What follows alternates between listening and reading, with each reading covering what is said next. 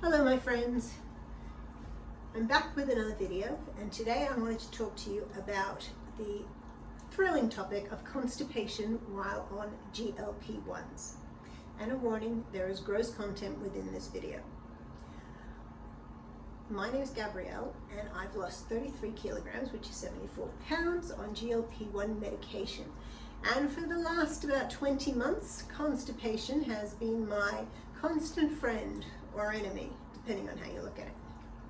In this video, I'm going to discuss ways that I have managed my constipation, and a bit of a warning, if you don't like discussions that can get a bit gross, click off now. Right, if you're still with me, then let's dive into the yucky world of constipation.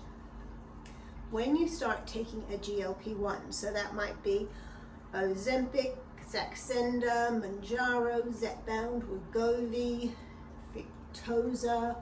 There's a few other ones out there that are older as well, but most people these days are on Ozempic, Mounjaro, Wegovy, or Zepbound. So when you first start taking GLP1, you'll be eating less food than you were prior to taking the GLP1. Obviously, that's the point of taking the medication.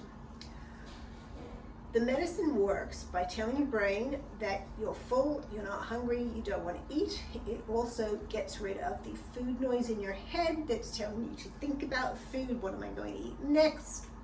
What did I just eat? All that sort of stuff. The food noise, it dampens down, if not gets rid of it altogether. And by slowing gastric emptying, which is just slowing the emptying of food that you do eat out of your stomach. With less going in, obviously, there's less to come out. So, a really quick basic science lesson. When you eat, food goes into your stomach and the digestion process begins by breaking down some of that food. Then it passes into the small intestine where further breakdown occurs and most of the nutrients are absorbed into your body. The waste product, or the rest of the gunk, then goes into your large intestine where your microbiome, which is all the bacteria, both good and bad, that live in your gut, break it down further. Finally, it goes into the rectum and out of the body. I probably missed a few steps, but you get the idea. The longer the food sits in your large intestine, the more water is absorbed out of it by the body, and so the harder the resulting waste becomes. That results in constipation. If not a lot of food is following it to push it through, it just becomes harder and harder until it's like little rocks and becomes very uncomfortable. Think about an inkjet printer. If you don't use it for a long period of time, the ink can dry out and get stuck in the workings of the printer. So when you go to print something, you get a blank page.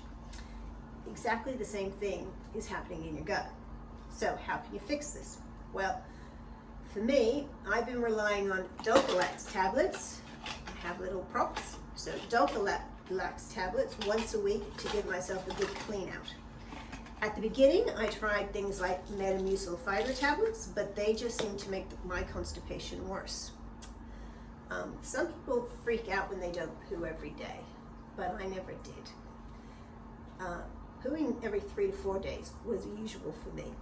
And on this medication, that frequency decreased markedly. I would start to feel ill around the 9-day mark when my stomach would become really sore. But contrary to popular opinion, you don't need to go every day, although 8 or 9 days is probably pushing it. So once a week, I take 2 Dulcolax tablets and usually get relief within 12 to 24 hours. There was pain involved in this, sometimes worse than others. By the way, I am allergic to prunes, so I'm allergic to plums, so prunes, all stone fruit actually, so I can't have those to assist me with my constipation, but they do work for those that can eat them, or so I've been told. But back to your constipation. It can be quite painful, as you probably know, because you've been watching this video, to get the poop out when you're very constipated. The best thing to do is to try and avoid the constipation in the first place, as you can rip yourself forcing out stuck poop, and may even have to go to the route of manual disimpaction, which is a fancy way of saying digging it out with your hands or another implement. The warning at the beginning was real. This is about to get gross.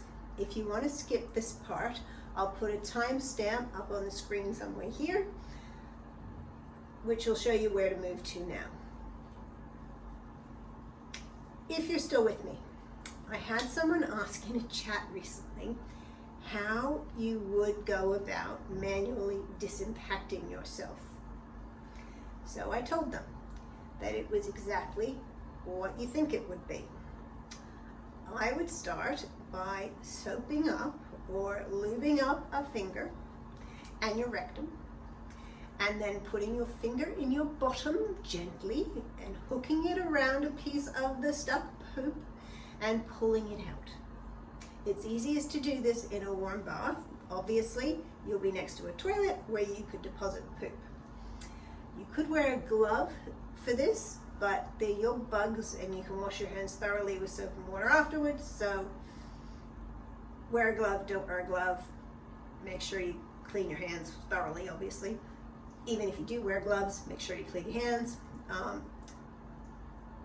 Anyway, so this can get rid of the hardest parts, bits of poop that are sitting in your rectum and stopping further poop from coming down.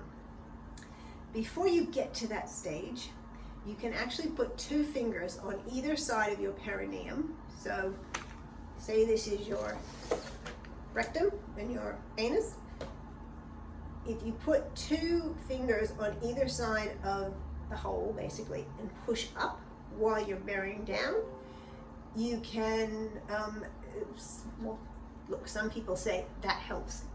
Didn't work for me, but some people say that that can help, and I would try that before going the manual disimpaction route. But even better, let's stop it altogether. A better solution, if it works, would be to pop in a suppository, like an Anusol. Duplex makes one too. You put one of these up your bottom, and in about 15 to 20 minutes, it will have softened some of the poop, if you're lucky, so you can have a bowel movement. Okay, now, if you've skipped the last bit and rejoined us, welcome back. You've missed the gross bit. Now that I've lost my weight and I'm on maintenance, I'm eating more bulk in the form of bread, rice, and pasta again. Not much, but more than I was.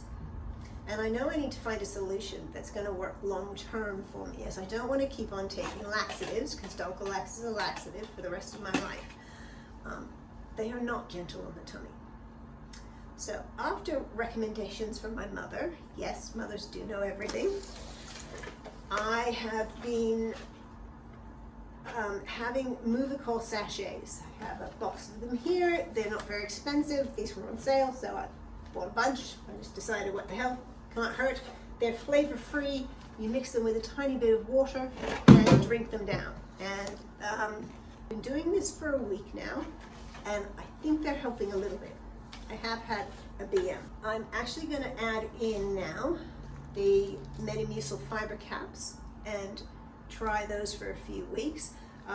It says to take 3 to 9 a day, so it starts, 3 doses per day as necessary, which would be 9 tablets. I'm not taking those. I'm going to start taking 1 a day and then see what happens, and then 2 a day, etc. So I'll take them slowly and see if they help out. So that's the Movicol and the Metamucil, and hopefully that mixed with the extra food, the extra carbs that I'm eating, is going to solve my problem. By the way, coffee can be a great help as well, and I drink a hell of a lot of coffee, so I do know that having a strong coffee can often help out. 2 other things that people swear by are drinking lots of water and overdosing on magnesium tablets. Personally, I can't drink lots of plain water. It makes me feel really sick. I feel like it's just sitting in a ball in my stomach. And I know that's psychosomatic, but I can't do it. And taking a supplement that my body doesn't need, just so I can go to the bathroom, is not something that I want to do. I don't know what else that overdose might be doing to my body. However, if you're happy and it's working for you, go for it.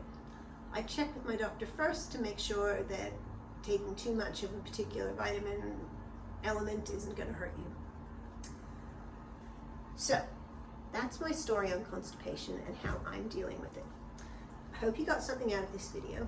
Leave a like and subscribe if you like this kind of content, and comment down below if you have any other incredible solutions to constipation. And I'll see you in the next one. Have a great day. Bye.